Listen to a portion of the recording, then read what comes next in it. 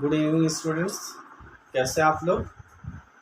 आई hope कि आप लोग स्वस्थ होंगे, खुश होंगे और लगातार अपने टारगेट को अचीव करने के लिए कड़ी से कड़ी मेहनत कर रहे हैं।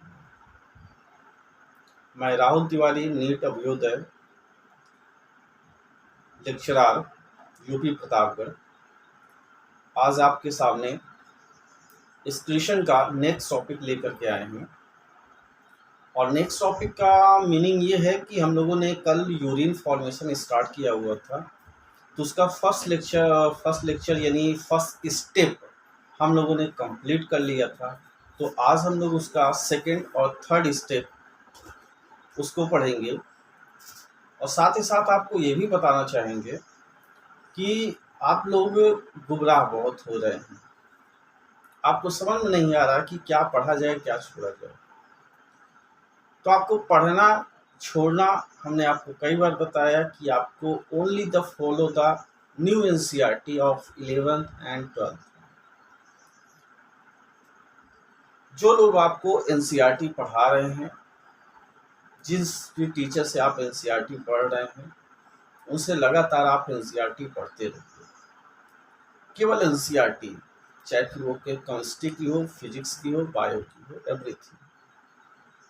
एनसीईआरटी के अलावा आपको कुछ भी नहीं पढ़ना है नीट क्रैक करने के लिए। It's okay. तो हम लोग आगे चलते हैं और सेकेंड स्टेप से स्टार्ट करते हैं यूरिन फॉर्मेशन के। सेकेंड स्टेप जो था वो रीएब्जॉर्प्शन एंड थर्ड स्टेप जो फाइनल स्टेप था यूरिन फॉर्मेशन का वो है ट्यूबुलर सिक्रीशन। चलिए स्टार्ट करते हैं। हाँ, ये रीअब्जॉर्प्शन पढ़ने के पहले हमने एक क्वेश्चन कल आपको बताया हुआ था और एक क्वेश्चन पूछा हुआ था कि हम लोग की जो किडनी है वो एक दिन में तकरीबन 180 लीटर फिल्ट्रेशन करती है। यानी यहाँ पर 180 लीटर फिल्ट्रेशन होता है और जो यहाँ पे अक्यूमुलेट होता है बोमैन कैप्सूल में और धीरे धीरे आगे जाता रहता है। लेकिन यूरिन कहाँ जब रिलीज होता है तो कितना होता है? 180 लीटर का केवल 1 ही परसेंट, तकरीबन 1 से 1.5 लीटर या 2 लीटर। इसका मतलब ये हुआ कि 180 लीटर में केवल 1.5 से 2 लीटर निकल रहा है। तो इसका मतलब 99% चीजें कहाँ गई और ये क्वेश्चन कहाँ से आया, इस चीज को जानने के लिए आपको पिछले लेक्चर में जाना होगा, जो इसके पहले का लेक्चर है। It's okay. तो 99% चीजें कहाँ गई, वो इसका आंसर मिलेगा हम लोग को second step of urine formation यानी रीएब्जॉर्प्शन। देखिए यहाँ पे क्या कर रहे हैं, कह रहे हैं नियरली 99% फिल्ट्रेट, जो चीजें हैं यानी फिल्ट्रेट रीएब्जॉर्ब। जो यहाँ पे 180 लीटर फिल्ट्रेशन हो रहा था, फिल्ट्रेट यहाँ पे आ रहा था, उसका 99% रीएब्जॉर्प्शन हो जाता है। और कौन करता है? Epithelial cell. और किसकी epithelial cell? Renal tubule. Renal tubule का मतलब ये देखिए हमने लिखा रीनल ट्यूब्यूल का PCT, Henle loop and DCT. अब आप कहेंगे सर ग्लोमेरुलस क्यों नहीं है? ग्लोमेरुलस कहाँ आएगा? ग्लोमेरुलस का काम तो कल खत्म हो गया।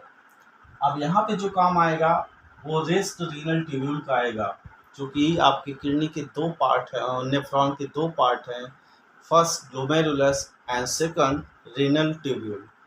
तो अब जो फंक्शन है वो रीनल ट्यूब्यूल का है और वो फंक्शन है रीएब्जॉर्प्शन। तो 99% चीजें कहाँ गई? तो वो रीएब्जॉर्ब हो गई। किसने रीएब्जॉर्ब किया? Epithelial cell. किसकी एपिथेलियल सेल? रीनल ट्यूब्यूल, यानी पीसीटी की, हेनले लूप की एंड डीसीटी की। क्लियर? और यहाँ पे जो फिल्ट्रेट्स रीएब्जॉर्ब हो रहे हैं वो कौन कौन से हैं? कुछ एग्जाम्पल दिया हुआ आपके एनसीईआरटी में और वो कौन कौन से हैं? एक तो यहाँ पे ग्लूकोज है, अमीनो एसिड है एंड सोडियम है। और ये जो एब्जॉर्प्शन हो रहा है, रीएब्जॉर्प्शन, ये एक्टिवली होता है। और जो नाइट्रोजनस वेस्ट रीएब्जॉर्ब होंगे वो पैसिवली होते हैं। आप जानते हैं बायोलॉजिकल जो प्रोसेस होती हैं उसमें डिफ्यूजन, ऑस्मोसिस, इस तरह की चीज़ें आप लोगों ने 9th 11th 12th में पढ़ाई होगी, जिसमें आपने एक्टिव और पैसिव प्रोसेस भी जानी होगी। तो एक्टिव प्रोसेस हम लोग उसे कहते हैं जिसमें एनर्जी देनी पड़ती है किसी काम को कराने के लिए। और पैसिव प्रोसेस जो होती है वो बिना पैसे की होती है, यानी बिना एनर्जी की होती है।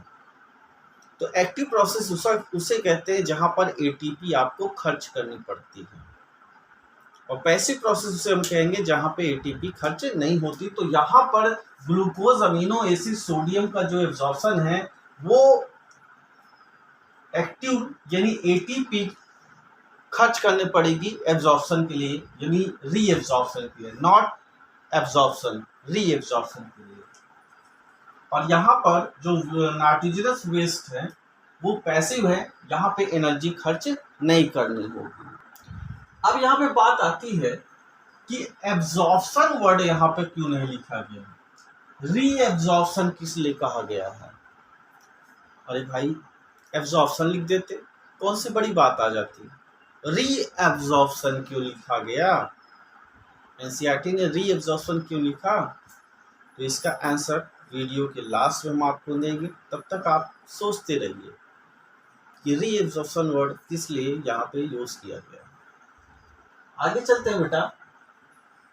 तो आप समझ गए हैं कि 99% चीज़ें जो हैं जो बोमाइन कैप्सूल में इकट्ठा हुई हैं वो 99% चीज़ें यानी फिल्ट्रेट रीएब्जॉर्ब कर लिया जाता है रीनल ट्यूब्यूल के थ्रू। इसलिए यूरिन केवल 1.5 लीटर से 1 लीटर या 2 लीटर समथिंग ऐसे रिलीज होता है पर डे। ये जो रीएब्जॉर्प्शन है इसको हम लोग यहाँ मैकेनिज्म में भी समझेंगे। थर्ड स्टेप है ट्यूबुलर सिक्रीशन। ट्यूबुलर सिक्रीशन क्या है बेटा?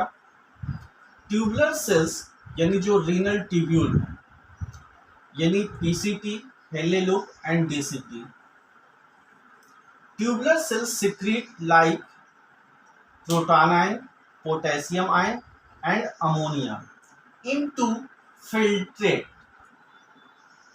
क्या होगा? फिल्ट्रेट में जाएगा। क्या जाएगा?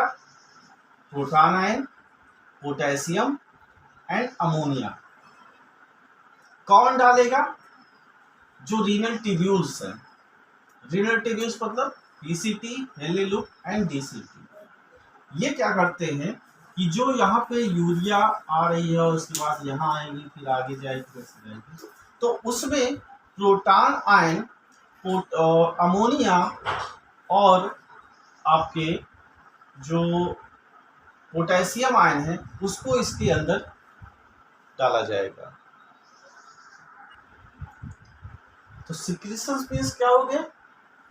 जो ये रीनल ट्यूब्यूल के पार्ट्स हैं ये यूरिन के अंदर पोटेशियम आयन, प्रोटॉन आयन और अमोनिया उसको फिल्ट्रेट के अंदर डालेंगे, यानी यूरिया में डालेंगे। तो इसे कहते हैं ट्यूबुलर सिक्रीशन। अब आते हैं नेक्स्ट टॉपिक है यूरिन फॉर्मेशन में। तो ये यूरिन फॉर्मेशन में यही तक था, यानी रीएब्जॉर्प्शन एंड ट्यूबुलर सिक्रीशन। और फर्स्ट स्टेप हम लोगों ने कल इसको पढ़ लिया था। तो आज जो है वो है फंक्शन ऑफ ट्यूब्यूल है यूरिन फॉर्मेशन के बाद। अब फंक्शन ऑफ जो ट्यूब्यूल है वो स्पेशली यहाँ पर रीएब्जॉर्प्शन और ट्यूबुलर सिक्रीशन के मैकेनिज्म को बताता है। तो देखते हैं फंक्शन ऑफ ट्यूब्यूल में। पहले हम लोग फंक्शन पढ़ेंगे पीसीटी का, उसके बाद हेनले लूप का, उसके बाद डीसीटी का और उसके बाद कलेक्टिंग डक्ट का। इनके फंक्शंस हम लोग पढ़ेंगे। तो पहला जो हम लेते हैं वो पीसीटी ले रहे हैं, यानी प्रॉक्सिमल कन्वोल्यूटेड ट्यूब्यूल। पीसीटी का जो मेन फंक्शन है बेटा वो क्या है, ये ऑलमोस्ट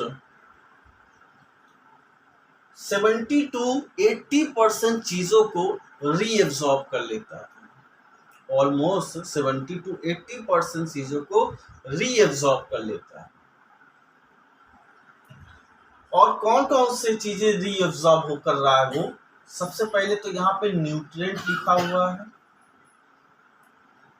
और ये न्यूट्रिएंट जो है ये एक्टिवली रीएब्सॉर्ब होते हैं। और क्या रीएब्सॉर्ब हो रहा है, वाटर रीएब्सॉर्ब हो रहा है। और क्या रीएब्सॉर्ब हो रहे हैं, सॉल्ट्स यानी इलेक्ट्रोलाइट्स, बाइकार्बोनेट्स है। और यहाँ पे जो बाइकार्बोनेट रीएब्सॉर्ब हो रहे हैं वो प्रोटॉन और अमोनिया के सिक्रीशन के कारण से यहाँ पे रीएब्सॉर्ब किए जा रहे हैं। तो ये आपके एनसीईआरटी में लिखा हुआ है। ओके, तो एग्जाम में कई बार पूछा जा चुका है, आपके नीट में पता नहीं कितनी बार ये एग्जाम में पूछा जा चुका है कि जो नेफ्रॉन का कौन सा ऐसा पार्ट है जहां पर मैक्सिमम चीजें यानी मैक्सिमम फिल्ट्रेट रीएब्सॉर्ब हो जाते हैं। तो आपका आंसर होगा पीसीटी, प्रॉक्सिमल कन्वोल्यूटेड ट्यूब्यूल। ऐसा क्यों है, देखिए हमने यहाँ पे लिखा हुआ पीसीटी जो होती है, यानी ये पीसीटी है, ये पूरा क्या है पीसीटी है। तो पीसीटी में इपिथेलियल सेल्स होती है, और कौन सी इपिथेलियल सेल है, simple cuboidal brush border epithelium. ये इपिथेलियल सेल्स हैं, और इसी इपिथेलियल सेल्स की वजह से maximum absorption takes place in PCT of total nephron या टोटल रीनल ट्यूब्यूल। तो रीनल ट्यूब्यूल के जितने भी पार्ट है वहां पे जितनी भी चीजों का एब्जॉर्प्शन होता है उसमें से सबसे ज्यादा रीएब्जॉर्प्शन जो होता है वो पीसीटी में होता है। और कितना होता है, वो तकरीबन आपका 70 से 80% चीजें रीएब्जॉर्ब हो जाती हैं, और उस 70 से 80% में आपके वाटर एंड इलेक्ट्रोलाइट्स आते हैं। और जो ऑलमोस्ट ऑल इसेंशियल सब्सटेंस है वो भी पीसीटी के थ्रू रीएब्सॉर्ब हो जाते हैं। तो देखिए यहाँ पे लिखा हुआ न्यूट्रिएंट, तो जो एरो हम ऊपर की ओर ले गए हैं इसका मतलब ये है कि ये चीजें रीएब्सॉर्ब हो रही। रीएब्सॉर्ब का मतलब ये जो पीसीटी है वो एब्सॉर्ब कर ले रही है, रीएब्सॉर्ब करके अपने पास रख रही है। लेकिन हम लोग एरो ऊपर की ओर यानी बाहर क्यों निकाल दे रहे हैं इसको एरो दिखा करके, इसका भी कारण बताएंगे। अभी आप बस ये जाने रहिए कि ये रीएब्सॉर्ब करके ये जो आपको बाहर निकाला गया है वो अभी इसके अंदर ही यहाँ पर है, ये नेफ्रॉन के अंदर यानी पीसीटी में ही रहते हैं। ये बाद में आपको बताया जाएगा कि यहाँ से ये सब्सटेंस कहाँ जाएंगे, ये आपकी बॉडी में दोबारा भेज दिए जाते हैं फिर से, और किसके थ्रू भेजा जाता है वो हम लोग आगे बाद में पढ़ेंगे, जब हम लोग काउंटर करंट मैकेनिज्म पढ़ेंगे तो वहां पे देखेंगे। ओके, आगे चलते हैं। अगला जो हम लोग का पार्ट है ये है हेनले लूप। जो हेयर पिन लाइक स्ट्रक्चर है वो है हेनले लूप। तो ये वाला जो पार्ट है हेनले लूप का, ये जो नीचे जा रहा है ये है descending part of loop of Henle. ये हमने लिखा डिसेंडिंग हेनले लूप। तो डिसेंडिंग वाले पार्ट्स में क्या रीएब्सॉर्ब होता है, तो यहाँ देखिए हमने लिखा हुआ है वाटर। तो यहाँ पर वाटर रीएब्सॉर्ब होता है। और देखिए यहाँ पर हमने सॉल्ट यानी इलेक्ट्रोलाइट NaCl को बाहर निकाल करके यहाँ पर कट कर दिया है। इसका मतलब यहाँ पर इलेक्ट्रोलाइट का रीएब्सॉर्प्शन नहीं होता। यदि ये वाला जो सेगमेंट है डिसेंडिंग लूप ऑफ हेनले ये इम्परमिएबल होता है फॉर NaCl, यानी इसके अंदर जो फिल्ट्रेट है उस फिल्ट्रेट के अंदर जो NaCl है उस NaCl वो NaCl बाहर यहाँ नहीं आता, क्योंकि ये यहाँ पर इम्परमिएबिलिटी होती है NaCl के लिए, केवल वाटर ही बाहर आ सकता है। आगे बढ़ते हैं असेंडिंग पार्ट में, और असेंडिंग पार्ट में अगर हम लोग देखें तो असेंडिंग के दो पार्ट होते हैं, याद रखिएगा, एक तो थिन होता है, दूसरा थिक होता है। तो ये थिक थिन हेनले लूप है और ये थिक हेनले लूप है, तो कोई इससे दिक्कत नहीं है, फंक्शन सेम ही है। तो डिसेंडिंग वाटर जो डिसेंडिंग वाला पार्ट है, इससे वाटर का एब्जॉर्प्शन होता है और इलेक्ट्रोलाइट के लिए इम्परमिएबल होता है। एनसीईआरटी लेके बैठिएगा सब लोग। और जो असेंडिंग पार्ट है वो इलेक्ट्रोलाइट के लिए परमिएबल होता है, यानी NaCl का रीअब्जॉर्प्शन होता है, लेकिन वाटर के लिए इम्परमिएबल होता है। क्लियर? आगे चलते हैं DCT। DCT में क्या होता है बेटा? DCT में जैसे यहाँ पे ट्यूबुलर सिक्रीशन हो रहा था, वैसे यहाँ भी ट्यूबुलर सिक्रीशन है, किसका? पोटेशियम का, प्रोटॉन का और अमोनिया का। ट्यूबुलर सिक्रीशन मतलब यहाँ पे जो भी फिल्ट्रेट पहुंचा है या यूरिया पहुंचा है, उसमें इन सारी चीजों को मिला दिया गया है।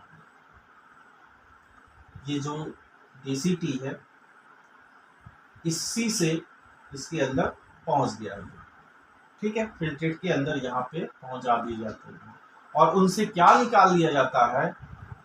NaCl, H2O and bicarbonate. तो अगर आप ध्यान देंगे, जो DCT है वहां पे इलेक्ट्रोलाइट एंड वाटर दोनों ही चीजें रीएब्सॉर्ब हो रही हैं। और यहाँ लूप ऑफ हेनले अब आप जब देख रहे थे, तो जो डिसेंडिंग वाला पार्ट था वहां से केवल वाटर रीएब्सॉर्ब हो रहा था, और असेंडिंग वाले पार्ट से केवल इलेक्ट्रोलाइट रीएब्सॉर्ब हो रहे थे। लेकिन DCT में दोनों, बोथ वाटर एंड इलेक्ट्रोलाइट दोनों रीएब्सॉर्ब हुए। क्लियर? अब देखिए एक्चुअल में ये प्रोसेस क्या चल रही है। ये चल रहा है यूरिन को बाहर निकालना है, जो यहाँ पे यूरिया आया हुआ है उसको यूरिन के फॉर्म में बाहर निकालना। तो जब 180 लीटर चीजें यहाँ पे फिल्ट्रेट हुई, तो उसका 70 to 80% या मैक्सिमम चीजें यहाँ पे रीएब्सॉर्ब हो गई। जो बचा, जैसे उसमें पानी ज्यादा है तो पानी खींच लिया जाएगा। क्यों? क्योंकि अगर आपके बॉडी से पानी निकल जाएगा यूरिन के थ्रू, तब भी नुकसानदायक है, डिहाइड्रेशन हो जाएगा बॉडी में, तो इसलिए उससे वाटर निकाला जा रहा है। अब जब वाटर उससे निकाल लिया गया, तो वो जो filtrate descending part loop of Henle में है वो कंसंट्रेट हुआ, और जब वो कंसंट्रेट हो गया तो ये ऊपर चढ़ने में थोड़ा उसको दिक्कत हो रही थी। तो उससे क्या किया गया, क्योंकि कंसंट्रेट हो गया वाटर निकालने के बाद, गाढ़ापन हो गया, तो क्या किया गया, उससे NaCl निकाल लिया गया, जिसकी वजह से गाढ़ापन उसके अंदर था। तो जब NaCl यानी सोलूट को निकाल लिया गया, तो गाढ़ापन जो था वो कम हो गया, और जो यूरिया थी या फिल्ट्रेट था वो डाइल्यूट हो गया और ऊपर चढ़ गया DCT में। ऐसे ही फिल्ट्रेट जब आगे बढ़ा, तो अगर उसमें वाटर रह गया है और कि अभी और वाटर उसमें से एब्जॉर्ब करना चाहिए, क्योंकि बॉडी से अगर वाटर निकल गया तो समस्या हो जाएगी। इलेक्ट्रोलाइट और रीएब्जॉर्ब करना चाहिए, नहीं तो बॉडी में इलेक्ट्रोलाइट की कमी हो जाएगी। तो उससे बचने के लिए DCT अभी और तैनात है, जो कि NaCl यानी electrolyte and water and bicarbonate, इन सभी चीज़ों को रीएब्जॉर्ब करेगा। तो DCT ऐसा पार्ट है जहाँ पे electrolytes and water both are reabsorb. उसके बाद जो फिल्ट्रेट है वो कलेक्टिंग डक्ट में जाएगा, और जैसे ही कलेक्टिंग डक्ट में जाएगा, कलेक्टिंग डक्ट क्या करेगा, देखिए यहाँ पे लिखा हुआ है, large amount of water reabsorb. Large amount में जो वाटर है वो रीएब्सॉर्ब कर लीजिए। जैसे यहाँ से यूरिया यहाँ से यहाँ आया, तो अगर थोड़ा और पानी रह गया है कि यूरिया में पानी ज़्यादा है, क्योंकि अगर ज़्यादा पानी निकालते हैं तो बॉडी में पानी की कमी हो जाएगी, तो उससे बचने के लिए और वाटर उससे निकाल लिया जाता है और कलेक्टिंग डक्ट वाटर को निकाल लेगा। क्लियर? तो large amount of water absorb by collecting duct. It's okay. आगे चलते हैं बेटा। अब आगे हम देखेंगे कि जैसे यहाँ से large amount of water reabsorb हो रही है, तो जब यूरिया यहाँ पे यूरिया यहाँ पहुंच जाएगा, तो यहाँ से जब आगे पास होता है तो first time urea use in the form of urine takes place in collecting duct. Urea को पहली बार यूरिन कहाँ पे कहा जाता है? तो वो कलेक्टिंग डक्ट में, जब उससे लार्ज अमाउंट में वाटर एब्जॉर्ब हो जाता है। और उस यूरिन में जो यूरिया है उसमें से थोड़ा सा यूरिया बाहर निकाल लिया जाता है। वो किस लिए निकाल लिया जाता है? वो जब काउंटर करंट मैकेनिज्म पढ़ेंगे तो हम लोग उस पर देखेंगे, जो इसके आगे का टॉपिक है। क्लियर? तो कुछ अमाउंट में यूरिया यहाँ पर बाहर निकाल लिया जाता है। और दूसरी बात, यहाँ पर जो NaCl यानी इलेक्ट्रोलाइट रीएब्सॉर्ब हो रहे थे हेनले लूप से, ये है, वो बहुत ही मिनिमम अमाउंट में रीएब्सॉर्ब होते हैं। और जब ये रीएब्सॉर्ब होते हैं इलेक्ट्रोलाइट्स यानी NaCl सॉल्ट, जो सॉल्ट्स होते हैं उनको इलेक्ट्रोलाइट्स कहते हैं। तो जब ये रीएब्सॉर्ब होते हैं तो रीएब्सॉर्ब हो करके क्या करते हैं? ये इंक्रीज करते हैं। देखिए, इंक्रीज करते हैं। क्या इंक्रीज करते हैं? ऑस्मोलरिटी इंक्रीज करते हैं, यानी ऑस्मोटिक प्रेशर इंक्रीज करते हैं। कहाँ पे इंक्रीज कर रहे हैं? देखिए, हमने ये डॉटेड बनाया हुआ है। ये जाने क्या है? ये एक फ्लूइड है। यहाँ पे एक फ्लूइड है जिसे हम लोग कहते हैं मेडुलरी इंटरस्टेशियल फ्लूइड। इसको याद रखिएगा, इसका हम लोग को काम लगेगा काउंटर करंट मैकेनिज्म में। बहुत इंपॉर्टेंट टॉपिक है, छोटा टॉपिक है लेकिन दमदार टॉपिक है। बहुत इंपॉर्टेंट टॉपिक है काउंटर करंट मैकेनिज्म। और बहुत सारे लोग इस क्वेश्चन पढ़ लेते हैं लेकिन काउंटर करंट मैकेनिज्म को अभी तक वो समझ नहीं पाए, आखिर उसको होता क्या, आखिर वो चलती किस लिए। तो यहाँ पे जो पूरा फ्लूइड भरा हुआ है उस फ्लूइड को मेडुलरी इंटरस्टिशियल फ्लूइड कहते हैं। और मेडुलरी इंटरस्टिशियल फ्लूइड इसलिए कहा जा रहा है क्योंकि ये जो फ्लूइड है ये कहाँ पर प्रेजेंट है? मेडुला के अंदर प्रेजेंट है। तो ये वाला जो पूरा रीजन है ये मेडुला में आ रहा है, और इसके ऊपर का जो रीजन है ये रीजन कॉर्टेक्स में आ रहा है। तो आप जानते हैं जो किडनी है उसके दो पार्ट होते हैं, एक तो कॉर्टेक्स रीजन जो कि पेरीफेरी रीजन होता है किडनी का, और मेडुला जो उसका सेंटर का रीजन है। It's okay. आगे देखिए क्या करें बेटा। हाँ, आगे हमको क्या याद रखना है, ये हमने कल ही बताया था, आज फिर से बता दे रहे हैं कि जो पीसीटी है, डीसीटी है, ये सारी पीसीटी हो गया हेनले लूप, पीसीटी डीसीटी, और मैल्पिगियन, ये क्या है? ग्लोमेरुलस और बोवाइन कैप्सूल, ये दोनों को मिला के क्या कहते हैं? मैल्पिगियन कार्पसस या मैल्पिगियन बॉडी कहते हैं। तो ये दो जो एक रीजन है यानी मैल्पिगियन body, PCT and DCT are situated in the cortex region। अब एग्जाम में नेट में पूछेगा कि इनमें से कौन सा ऐसा रीजन, कौन सा पार्ट है नेफ्रॉन का जो कि कॉर्टेक्स में एक्सटेंड करता है, कॉर्टेक्स में सिचुएटेड होता है। तो आपका bovine capsule along with glomerulus, जिसे हम लोग मैल्पिगियन बॉडी या मैल्पिगियन कार्पसस कहेंगे, और क्या होगा? PCT and DCT। और मेडुला रीजन में क्या आएगा? Loop of Henle.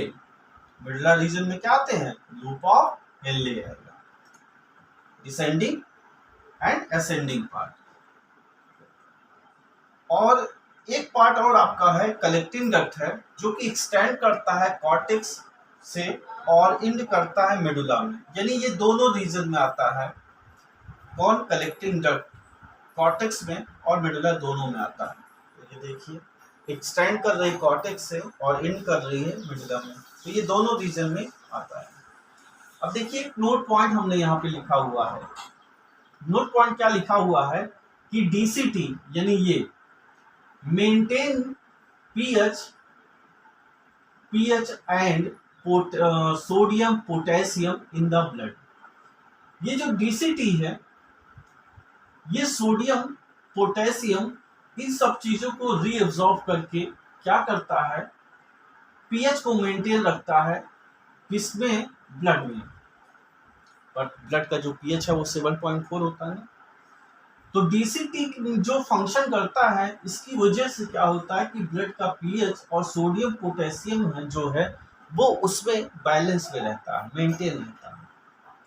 और यहाँ पे लिखा सीडी यानी कलेक्टिंग डक्ट क्या करता है, ये भी पीएच को ही मेंटेन करता है, आयनिक बैलेंस को मेंटेन करता है। कहाँ पर? ब्लड में। और कैसे करता है? Selective secretion of proton and potassium, यानी कैसे करेगा? प्रोटॉन को इसमें डालेगा और पोटेशियम को इसमें डालेगा और प्रोटॉन को भी इसमें डालेगा, तो उसकी वजह से क्या होगा? आयनिक बैलेंस और पीएच बैलेंस होगा। तो कुल मिलाकर के ये जितनी भी चीजें अंदर बाहर हो रही हैं वो इसकी वजह से क्या हो रहा है कि ऑस्मोलरिटी, आयनिक बैलेंस, ये सब चीजें लिखी हुई हैं, आप इसमें देख लीजिएगा, वो बैलेंस होती है एनसीईआरटी में, आप देखेंगे। लेकिन आपको जो मेन चीज है वो यही याद रखनी है यहाँ पर कि पीसीटी में किसका एब्जॉर्प्शन हो रहा है। तो आप देख रहे हैं कि मैक्सिमम ऑल जो न्यूट्रिएंट्स है वो पीसीटी में रीएब्जॉर्ब हो जा रहे हैं। 70 से 80% इलेक्ट्रोलाइट यहीं पर रीएब्जॉर्ब हो जा रहे हैं और वाटर। ठीक, उसके बाद मिनिमम जो अमाउंट ऑफ NaCl है या वाटर है वो हेनले लूप से रीएब्जॉर्ब हो जाएंगे। जो डिसेंडिंग पार्ट है वहां से वाटर का रीएब्जॉर्प्शन होगा, NaCl का नहीं। NaCl के लिए वो क्या होगा? इलेक्ट्रोलाइट के लिए इम्परमीबल। यहाँ जो असेंडिंग पार्ट है वो किसके लिए इम्परमीबल होता है? वाटर के लिए। लेकिन परमीबल किसके लिए होगा? वाटर यानी इलेक्ट्रोलाइट के लिए। तो यहाँ पर NaCl यानी इलेक्ट्रोलाइट बाहर आ जाता है। तो ये पूरी प्रोसेस है।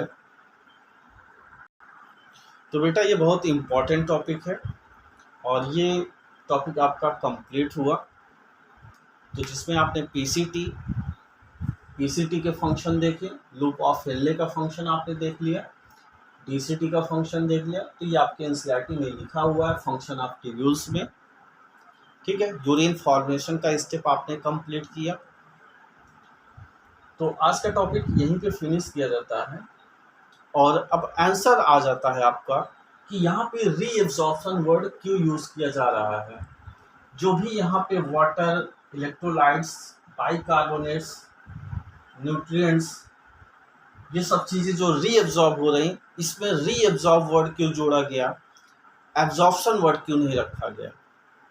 ऐसा इसलिए है क्योंकि री वर्ड मीन्स होता है दोबारा। तो यहाँ पे ये चीज़ें दोबारा रीएब्जॉर्ब हो रही हैं, दोबारा एब्जॉर्प्शन हो रहा है। तो इसका मतलब पहली बार भी कहीं हुआ था? हाँ हुआ था। जब आपने खाना खाया था, रोटी खाई हुई थी, दाल खाई हुई थी, चावल खाया हुआ था, तो उससे जो भी चीज़ें बनी हुई थी, चाहे ग्लूकोज बनी रही हो, चाहे आपका बाइकार्बोनेट बना हो, सोडियम बना हो, कुछ भी बना हो, अमीनो एसिड बना हो, वो बनने के बाद क्या होती है? एब्जॉर्ब होती है। आपकी स्मॉल इंटेस्टाइन क्या करती है? एब्जॉर्ब करती है। तो डाइजेशन के बाद जब एब्जॉर्प्शन हो जाता है तो वो एब्जॉर्प्शन है। और जब यहाँ पर ये चीज़ें फिर से बाहर जा रही हैं तो इनको फिर से एब्जॉर्ब किया जा रहा है, तो इसलिए इसको कहा जाता है रीएब्जॉर्प्शन। तो first absorption in intestine and second absorption takes place in tubules, nephrons और tubules of nephron. I hope कि आपको चीज़ें समझ में आई होंगी। कहीं आपको समस्या होगी तो आप कमेंट में लिख दीजिएगा, हम आपको फिर से बता देंगे कांटेक्ट करके, या किसी भी तरह आप हमको कांटेक्ट कर सकते हैं, पूछ सकते हैं, हम आपको बता देंगे। तो आज का टॉपिक हम यहीं पे फिनिश करते हैं। स्वस्थ रहिए, खुश रहिए, जय हिंद।